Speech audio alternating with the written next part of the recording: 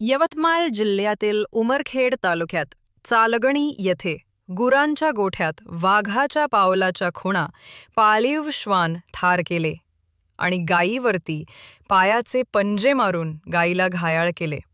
तरी शेतकऱ्यांमध्ये भीतीचे वातावरण निर्माण झाले आहे. तरी वनविभाग कार्यालयांनी तातडीची कारवाई करून मदत मिळवून द्यावी ही शेतकऱ्यांची मागणी आहे.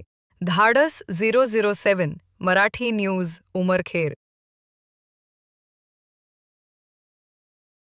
चंद्रवंशी आमच्याजवळ 12 ते 13 ढोरं आहेत, 11 ढोरं.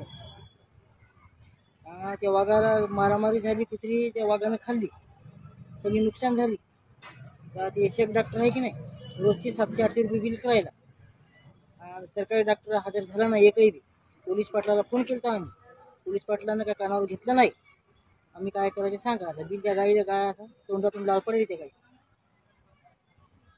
म्हणजे तुम्ही हे अर्ज दिला, याच्यावर कोणी दखल घेत नाही का? वन नाही, विभागाकडे कोणीच आम्ही काही केलं आज अर्ज दाखल केला. केलं. ते म्हणजे आता उद्या येतो मी.